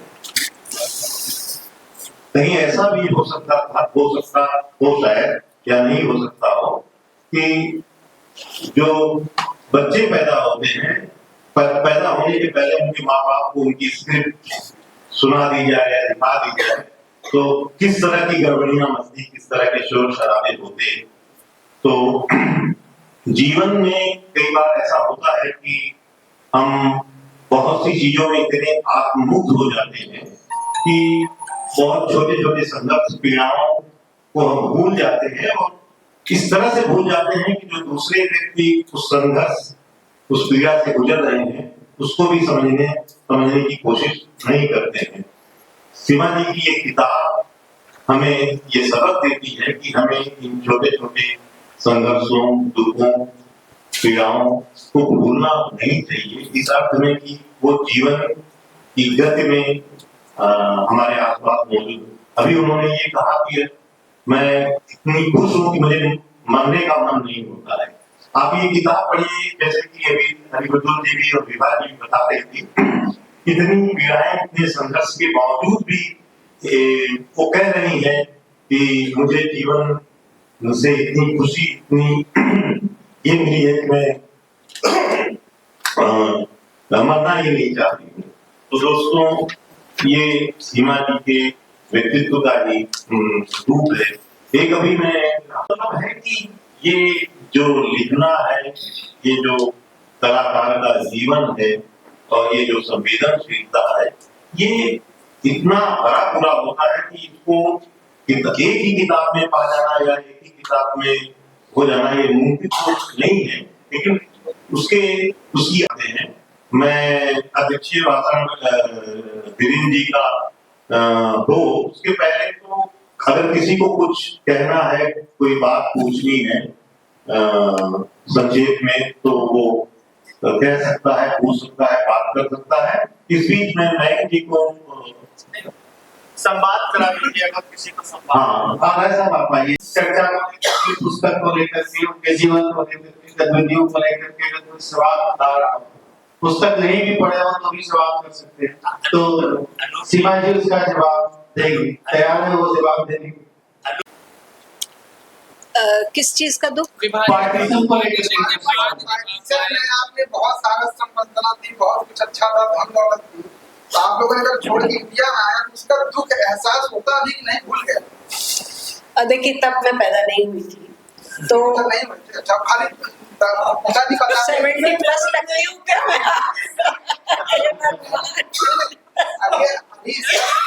एग्जाम्पल है जी। आप कांगेर में जाइए, ठाकुर कामरूप में एक ऑर्थोपेडिक सर्जन है, डॉक्टर हरिशरण पाल, उनसे मैंने बात किया। बहुत सारी चीज वो आपको देखा, मतलब विभाजन भाग क्या है, बहुत सारी चीज पता है। आज भी उनको दुख इतना झलकता है कि मतलब उनको आज भी बहुत दुख है, भले यहाँ के सेटल हो गए, सब कुछ अच्छा हो गया जी। जैसे आपने बोला तो मुझे लगा आपको ये एहसास होता है।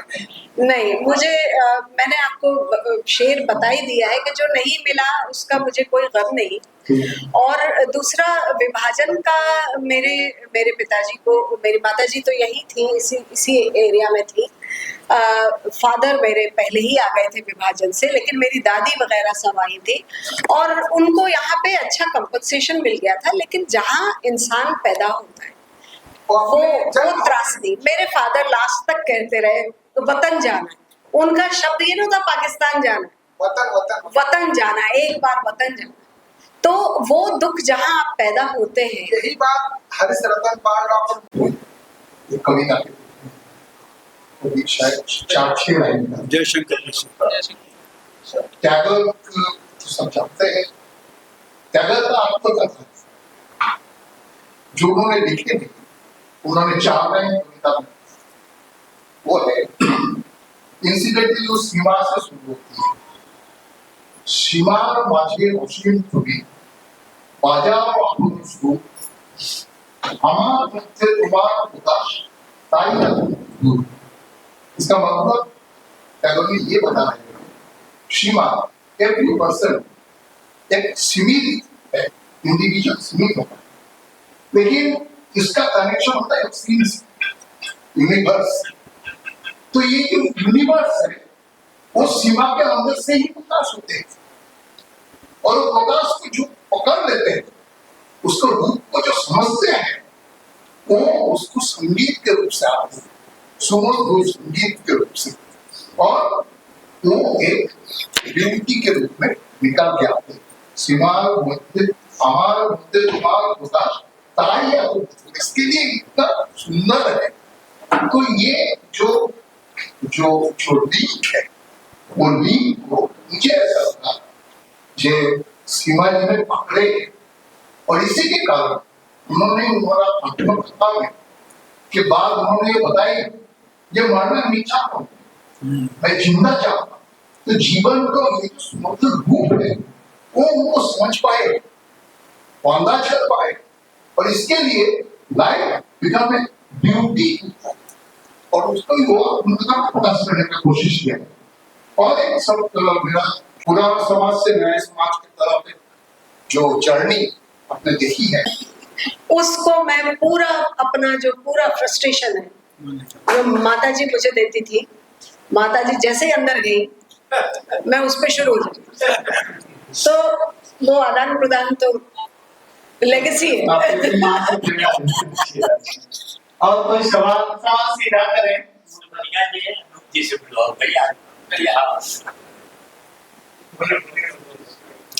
और वो जो जवानी वाला जो वो है, तो 2-4 शब्द जो है हमारे घर में ना उसकी मुमानियत थी।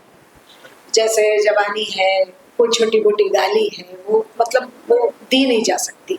ये नहीं है कि हमें आती नहीं थी, उन्होंने सुनी थी तो, और उनको सीखने के लिए कोई यूनिवर्सिटी में जाना नहीं पड़ता है गालियों को सीखने के लिए, और ना उनको रट्टा लगाना पड़ता है। वो एक बार आया अंकित हो जाता है हृदय पे।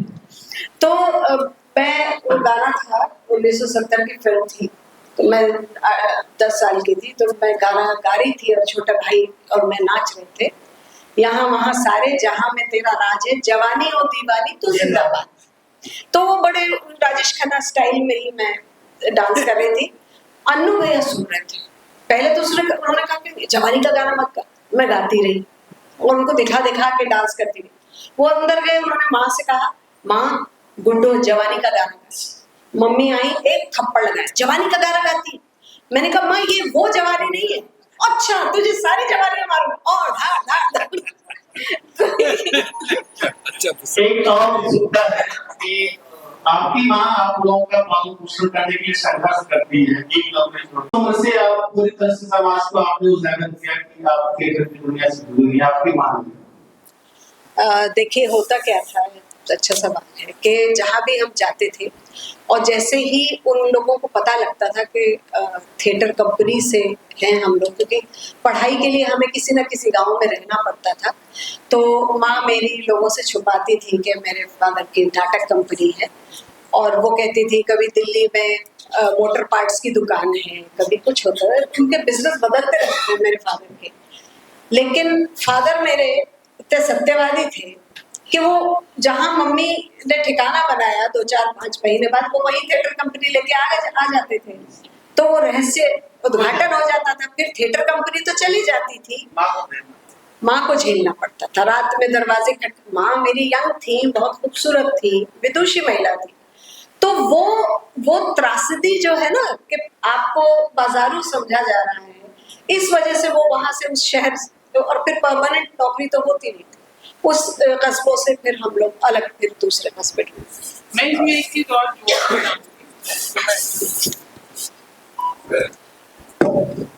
कि जो मैंने कहा कि किसी भी चीज को ग्लोरीफाई नहीं करती है, और उस किताब में भी इसका एक छोटा सा हिस्सा है। अभी उन्होंने राजेश खन्ना का जिक्र किया, और इनके मैं तो कहती हूँ कि ये दो काकाओं की एक बहन है।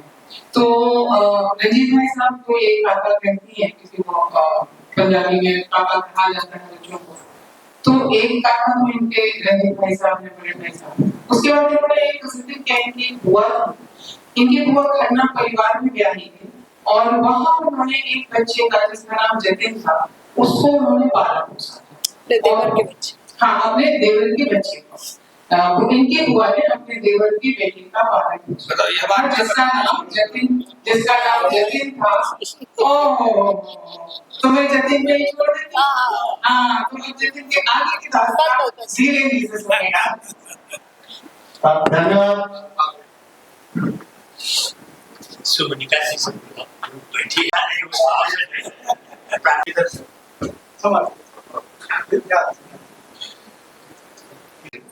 जी चिट्टाई का जिक्र किया था हिमालय ने, मैंने उनकी काफी पैरल पढ़ा, जिसमें उन्होंने स्त्री की दशा को किसी भी बुरी से बुरी परिस्थिति में डालने का जो कारण उद्धृत किया है वो पुरुष समाज ही है। और अगर आपने पढ़ा होगा तो उन्होंने भारत रूप का बड़ा नग्न चित्रण किया है, जैसा कि आप उसकी कंपनी का बता रहे हैं।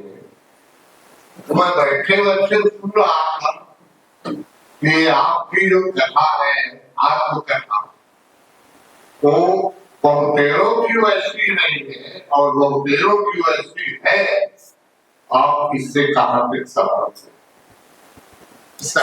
सबकी कथा है। उन्होंने अपनी आत्मकथा की एक ही लाइन में लिख दिया है, जरा ठहरो जिंदगी अभी तो दिल भरा। तो पूरे जीवन के जो आत्मकथा हर एक का है, जीवन का है, जरा अभी चलता जी। तो इस तरह से अगर आपकी आत्मकथा व्यक्ति सापेक्ष न होकर समाज सापेक्ष मानी जाए, इस तरह से आप सहमत हैं? मेरा ये जिज्ञासा है, मेरी ये प्रश्न नहीं। समाज के कुछ इसमें कहें कि इनके सवाल के बारे में मुझे आप बोल दीजिए। मुझे लगता है बाकी से प्रेम प्रसंग भी मैं जानना चाहता हूँ कि एज ए महिला इसका सोशल जो आपके ऊपर इम्पैक्ट, जो रेफ्लेक्ट इम्पैक्ट, वो कैसे आप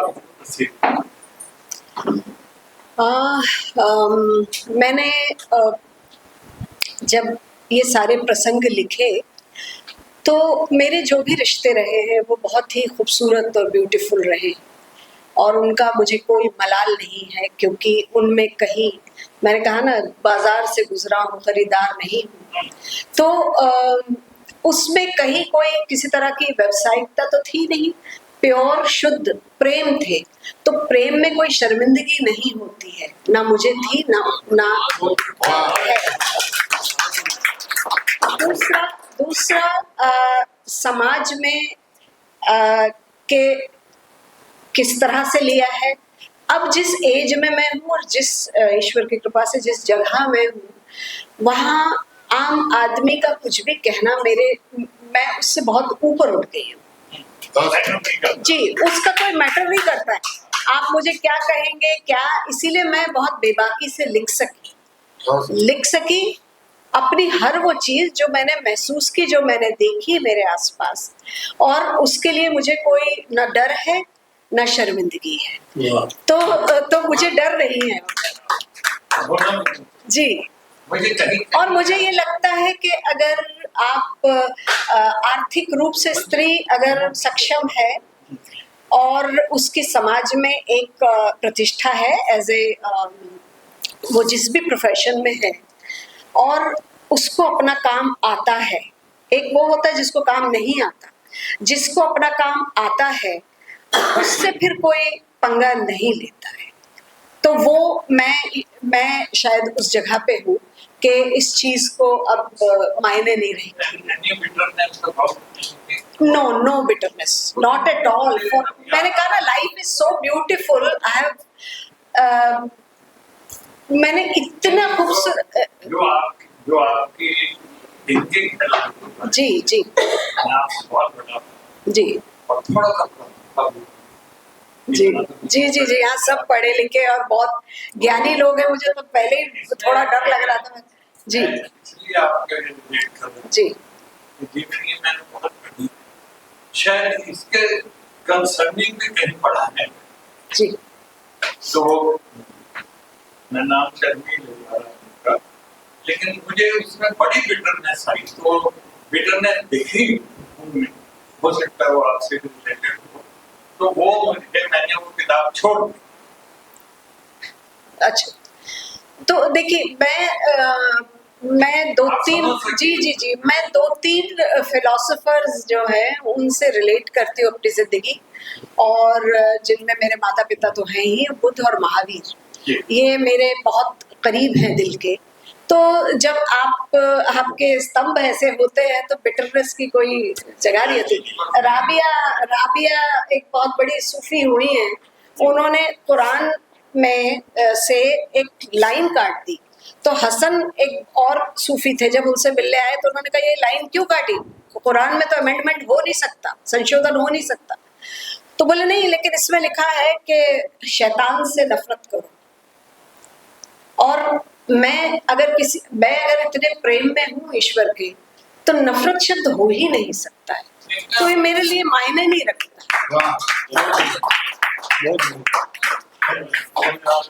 बहुत धन्यवाद। वैसे भी आप 8 बज रहे हैं इस कार्यक्रम के। यहाँ उपस्थित सभी लोगों को धन्यवाद और सबको मेरा नमस्कार। और अब तो बहुत लोग जान गए हैं कि अब जो है सबसे खराब वक्त आपके सामने है। मैंने मंच से 2 लोगों का आज तक मंच से कभी तारीफ नहीं की, आज कर रहा हूँ। हरिमृदुल विभा रानी, इन दोनों ने जितनी खूबसूरती से इस किताब के बारे में बताया, जिसने इस किताब को छुआ भी नहीं होगा वो भी जान गया होगा कि इस किताब में क्या है। तो इसलिए आज मैं पहली बार हरिमृदुल को इस बात के लिए धन्यवाद देता हूँ, और विभा जी को का कायल हो गया हूँ कि वो इतने अच्छे तरीके से चीजों को अभिव्यक्त करके संप्रेषित कर सकती है। ये कला मेरे में नहीं, अब तक नहीं आ पाया, अब तो बूढ़ा हो गया। तो इसके दोनों को धन्यवाद। रमन जी का संचालन ने बाकी रही से पूरी कर दी। और सबसे आश्चर्य की बात यह है कि मेरे भाई प्रेम जन्मे जी ने बिना किताब पढ़े बहुत खूबसूरत बोला, और जीवनी के बारे में बताया कौन जीवनी लिख सकता है कौन नहीं लिख सकता। एक लाइन में बताता हूँ उनके सवाल का जवाब कि हमारी पीढ़ी ने जीवनी क्यों नहीं लिखी जाता। बहुत अच्छी कहानी लिखी, उपन्यास लिखे, कविताएं लिखी, संस्मरण लिखे, या रूस अमेरिका चीन की यात्राएं लिखी, लेकिन आत्मकथा नहीं लिखी। उसका एक ही कारण है दोस्तों, आत्मकथा वही लिख सकता है जिसके अंदर साहस होगा।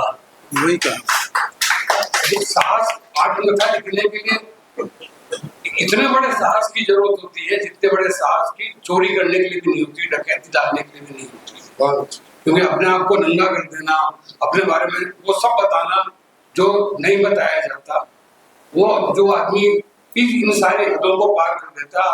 आत्मकथा वही लिख सकता है, और इस मायने में सीमा जी की जो आत्मकथा है वो बहुत एक नायाब नमूना है, उसको सबको पढ़ा चाहिए। मेरे को बोलना नहीं आता है, तो मैंने इस किताब को पढ़ने के बाद तूने पूरी किताब पढ़ी 3 दिन के अंदर, जो मेरे इम्प्रेशन है वो मैं लिख के लाया हूँ, सुना देता हूँ। एक बात छोड़ दी, विभा जी का एक किस्सा अधूरा रह गया था। सीमा जी का संबंध सुपरस्टार, हिंदी के पहले सुपरस्टार राजेश खन्ना से भी रहा है पारिवारिक। जी तो उसको डिटेल बता दीजिए। नहीं तो लोगों क्या बताया कि क्या है। तो जो मैं कहानी जो प्रसंग में बता रही थी कि जो सीमा ने लिखा है कि इनकी बुआ ने अपने देवर के एक बच्चे का पालन पोषण किया। बुआ इनकी खन्ना परिवार से प्यारी गई थी। जिस बच्चे का पालन पोषण किया था उसका नाम था जतिन खन्ना, जो बाद में सुपरस्टार राजेश खन्ना बना। और राजेश खन्ना को भी लोग काका कहते हैं, इसलिए मैं इनको कहती हूँ कि आप 2 काकाओं की बहन है। लेकिन महत्वपूर्ण बात ये है कि इस बात को इन्होंने कहीं ग्लोरीफाई नहीं किया।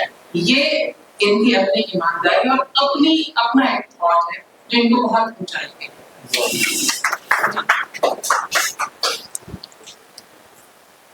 मैंने ये किताब मिलने के बाद थोड़ी देर से पढ़ी। कारण ऊपर से दिखने में सामान्य है, लेकिन भीतरी स्तर पर बहुत गंभीर है। हम खुद को साहित्यकार मानने वाले लोगों को एक हास्यास्पद मुगलता है, वो यह है कि सिनेमा वाले लोगों का पढ़ने लिखने से कोई गहरा नाता नहीं है।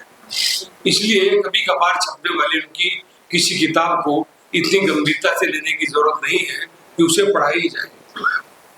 दोस्तों, इस मुगालते के चलते हम सिनेमा ही नहीं, अन्य रचनात्मक विधाओं में काम करने वालों की भी महत्वपूर्ण कृतियों को अनदेखा कर आगे बढ़ जाते हैं। यह उस लिखने वाले का नहीं, हमारा नुकसान है कि हम उस विधा में होने वाली उपलब्धियों के रास्ते में घटी मरणांतक जीवन स्थितियों को जानने से वंचित रह जाते हैं। सीमा कपूर मेरी 30 साल पुरानी परिचित हैं। आज यहाँ इस सभागार में आप सबके सामने मैं स्वीकार करता हूँ कि मैं उन्हें हमेशा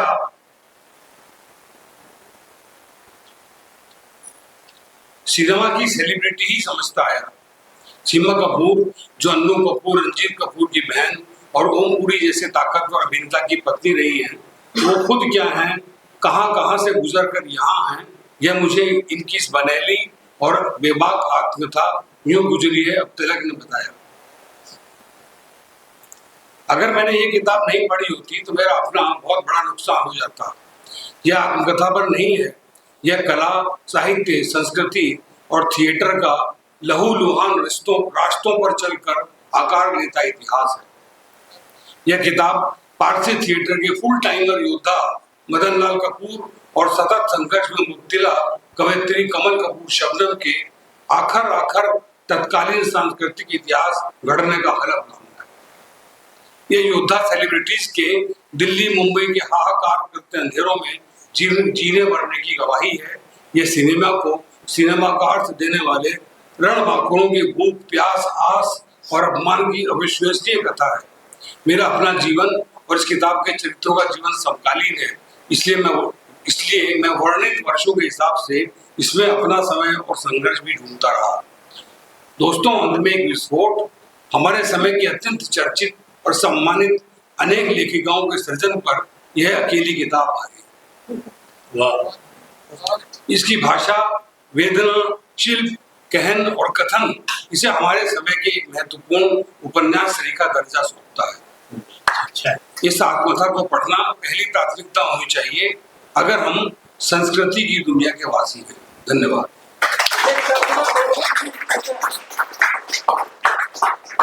आत्मकथा के बारे में जो आपने कहा ना कि बहुत हिम्मत होनी चाहिए, ओम पुरी जी की आत्मकथा के बारे में अमिताभ जी का एक वाक्यांश है कि मेरे में उतनी हिम्मत नहीं है जो ओम पुरी जी ने अपनी आत्मकथा के बारे में उन्होंने खुद कबूल किया है। सच में बहुत हिम्मत होनी चाहिए आत्मकथा लिखने के बारे में। शायद सही है शब्द ना, अमिताभ बच्चन जी ने कहा कि मेरे में हिम्मत नहीं है मैं अपने आप को इतने सही ढंग से व्यक्त कर सकूं। बढ़िया। दोस्तों, अब मैं हमारे संगठन के अध्यक्ष रितेश बैंक जी से निवेदन करता हूँ कि वो हमारे आगंतुकों का यहाँ बाजार में बैठे सभी श्रोताओं का के प्रति आभार प्रकट करें और दोनों को भी अपनी बात भी